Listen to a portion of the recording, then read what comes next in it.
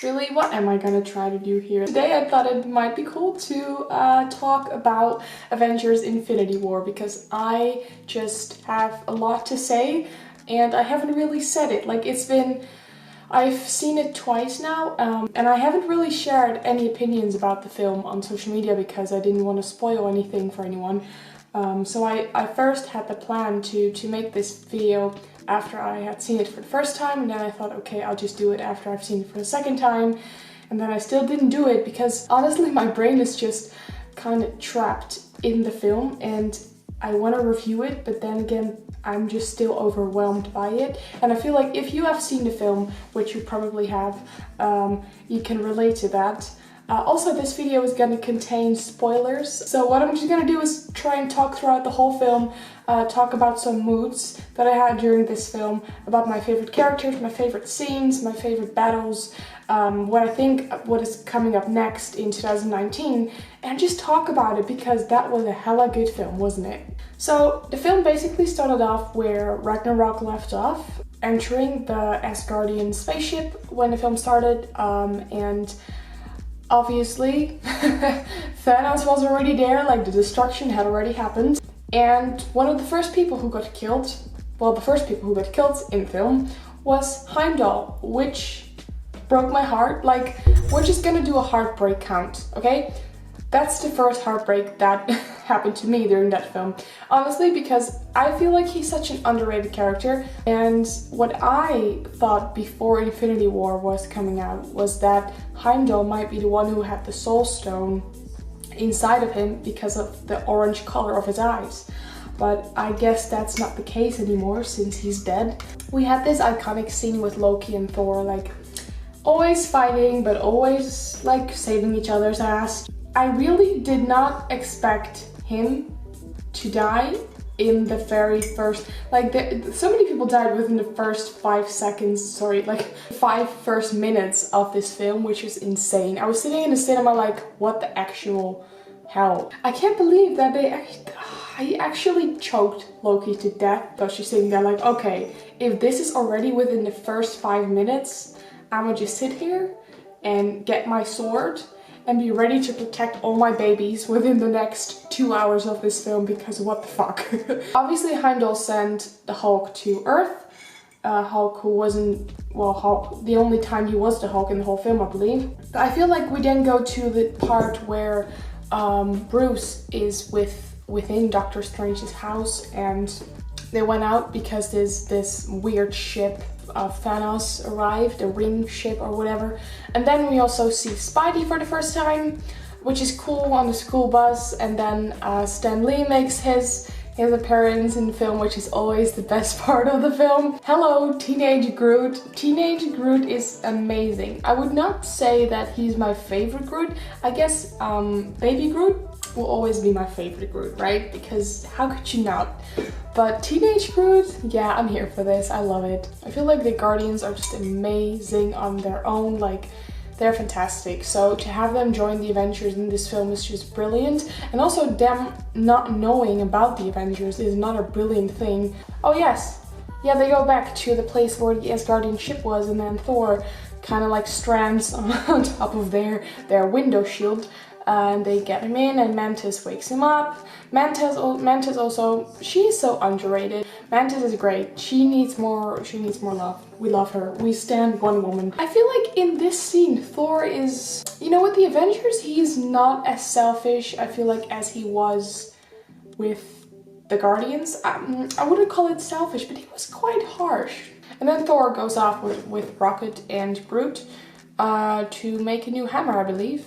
Kind of. Well, visit the star thing. Planet. What was it called, the planet? I forgot, it was a difficult name. But then the rest of the Guardians, or what's left of the Guardians, they go off to nowhere to find the Reality Stone, I'd say. Obviously, I feel like the screen time within the film was very well spread out. I think it was brilliant, but at the same time also, obviously Gamora was a very big part of this film, and I feel like it was great to see her have her own storyline in this film. I love her so much. It was amazing to see that and see all these emotions that she had towards Thanos. Obviously, this whole emotional scene they had at Nowhere, where she pours out all her like frustrations and anger and sorrow and grief to him, and then it all turns out to be fake.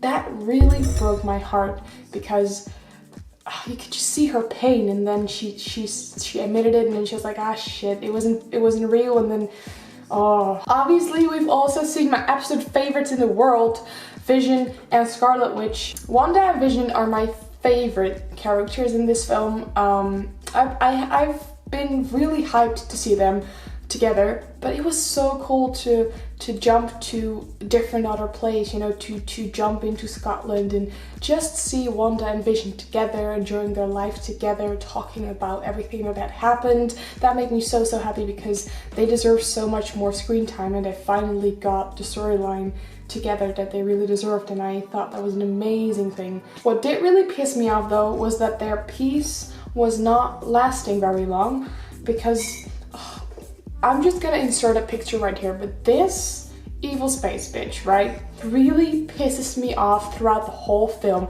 because every time she appears, she's trying to kill someone that I love. So it's like the second time she appears on screen or something, and she's already attacking them. They were gonna try and attack Vision to get his Mind Stone, because obviously it was gonna happen, because Vision has the Mind Stone, but I didn't want that to happen, because I love Vision so much, and they almost actually succeeded by taking the stone out of his head.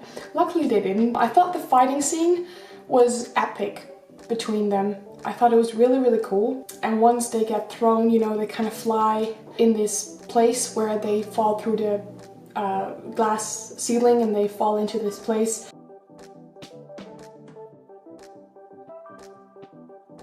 So they were sitting there, kind of defeated, you know, everyone was like, okay, what's gonna happen now? And then, this must be my favorite part of the whole film, because the Avengers soundtrack started playing, and who stepped out of the shadows? Captain America, Black Widow, Falcon, the team we were all hoping for, saving them. I just almost wanted to stand up and just clap, just give an applause in the cinema, because I started crying. I was so happy. Just these icons protecting my babies with this soundtrack playing. It was absolutely brilliant. I loved it. They started fighting them all, and Natasha started fighting the evil space bitch and almost killed them, and she was like, well, we'll be back, blah blah blah. And I was like, girl, they entered their ship and fly off to, where were they directly going to Wakanda? No, they were going to the headquarters. In Civil War, I didn't really have a team, because I all love them so much, but I feel like they have a really strong bond that I really love. Natasha and Bruce, they just look at each other for such a long time, and it's like, hey Bruce, I'm just like, oh, that really broke my heart as well, because they're so precious, and then it was awkward. I feel like there are 4 solid storylines in this film, and we went to all of them, but you didn't feel like you were watching 4 movies, you know, you still felt like you were watching one big film, and everything was just perfectly intertwining. And at the end of the film, I realized, like, wait, you know, like, Tony hasn't met up with Cap yet, you know? Because he was in space and he was on Earth.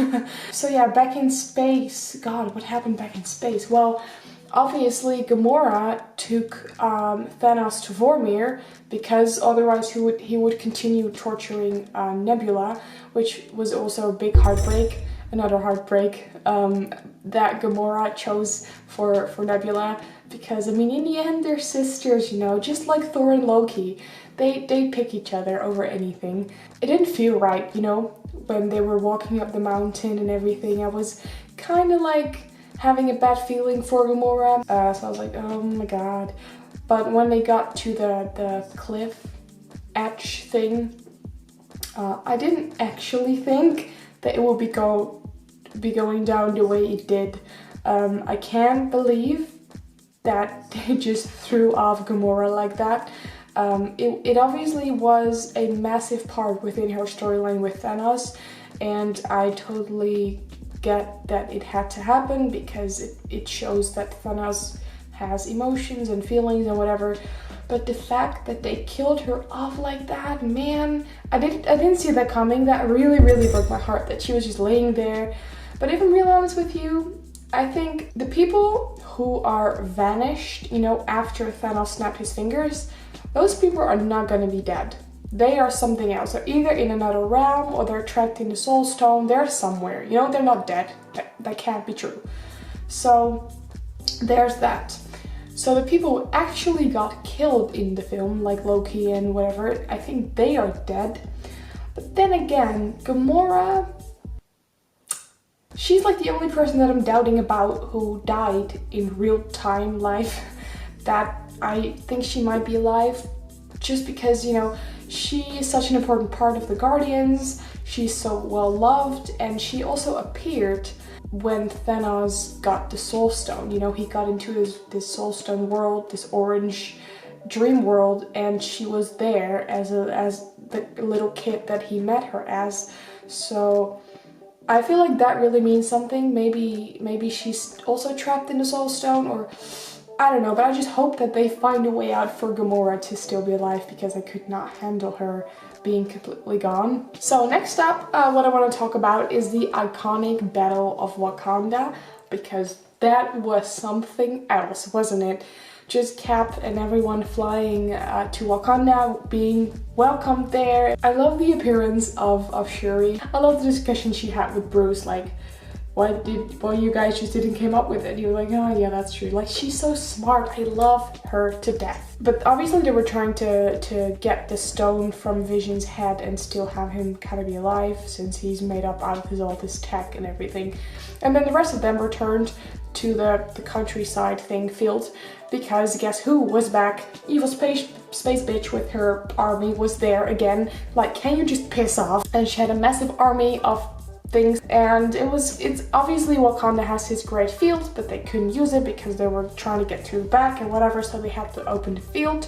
Luckily War Machine there, but I believe War Machine and Falcon were there to try and stop the creatures from coming in as long as they could. And then obviously everyone got together and made this whole front army. I love how they all came together, and, you know, like they truly did it for Wakanda, because this was their fight being strong. Oh, Bucky was there too. Let's not forget about Bucky for a second. That was really, really cool what they did to help him as well. And then Cap got a new shield. Like, they were really hooking them up back there in Wakanda. Like, great, brilliant. Meanwhile, Thor is trying not to die by getting roasted by a star, and they open the shield and the whole battle begins, and then it's like Wakanda forever, and I'm like, whoa, like, this is really happening, you know? And they all start like running, and Hulk running in the Iron Man suit and then tripping over a stone. Honestly, same. Second thing, Groot running aggressively towards the enemies throughout the field. He was like, meh, you know, just big mood. Same. Like, I loved every part of that. Yeah, obviously Thor arrived, like, hello, where you been though? Which was so freaking iconic. Like, it was just as iconic as when Cap arrived. Honestly, those two moments with the soundtrack playing was brilliant, perfectly timed. I loved every second of it. Then at some point, Evil Space Bitch was there again. She was there and she was attacking Wanda, and I was like, whoa, you need to back off right now, because what? You know, Wanda was fighting and everything, and she just stood over her and was like, you're all alone, or you're gonna die alone, something like that. And Natasha was like, she's not alone. And at that point I was like, yes. Who do you think you are? They are here, and they're here to protect her friend. They're BFFs. They're three friendships I support right there. Fighting for each other and protecting each other, it's what we deserve. Then this next fight went on in the woods, because they were like, yo, someone go help back up Vision, you know, because they saw he was literally flying out of the building that he was in. And at the end, they all ended up in the woods back there. And that was such an emotional scene of Wanda having to kill Vision. That really broke my heart twice. Literally twice, because it happened twice. While Wanda was trying to kill Vision, which was horrible to see, The others were back there trying to get Thanos away from Vision. But then he used the reality stone. I think it was mostly the reality powers that he used, because they all like got misformed and everything. That, you know, to get them out of the way. And at some point Thanos reached Wanda, and I was like that really stressed me out, because it's like the biggest villain in the universe versus my two babies, and that's just not something that I like to see at Marvel. That was such a beautiful moment, because this showed what strength Scarlet Witch actually has. Like, can we talk about the strength that Wanda has? Like, I know we all talk about like Thor and the Hulk being the strongest Avengers and everything, but Wanda, like, she was killing Vision with one hand, and with the other hand she was actually stopping Thanos. Like, she actually did that. So I don't want to hear anyone complaining or saying that she didn't do her best or that she's weak, because she's not. She literally was like that, and she put him on hold. Like, she killed Vision in time, and she was able to put a hold on Thanos. Like, it's not her fault that he had the time stone. He was smart enough to rewind time and still kill them. Like, she did her best, you know what I mean? The time stone really messed me up right there, because in the end it didn't really matter, and he snapped his fingers and Wanda went like that. They all went like that, just like that. Mantis, also such a strong character. We love some strong female characters in this film. She was able to control Thanos' mind. That's really something also. They were partly at Wakanda, partly on Titan, and half of them dissolved into little tiny pieces of nothing. And that was basically the end of the film, and I was like sad and angry when the film stopped, because I had never seen a film where the villain wins. You know what I mean? Like, Thanos actually won. It did happen. I was shook. Now, obviously, then the end credits were there, and then the little scene after that, we saw Nick Fury and the other lady from S.H.I.E.L.D., whose name I always forget. I am watching Agents of S.H.I.E.L.D. though, but I'm only in season 2 right now, so I'm not fully caught up. But S.H.I.E.L.D. people were there right before, or at the moment when, people were starting to disappear. And then he opens up his phone or thingy, and he puts, I don't know what he does. He has like a device. That's the word. He has a device, and he taps on it or something, and it falls on the ground, but it's already beeping. And who is he calling, you ask? Captain Marvel, the strongest Avenger in the universe, the one who will save us all. I hope, because if she doesn't, we're doomed. And that is something to look forward to in 2019. Captain Marvel obviously is right before Avengers 4. And what is also very interesting is that S.H.I.E.L.D. season 6 has been delayed to summer 2019, I believe. And I think that the reason why is because they want to sync it up with Avengers 4.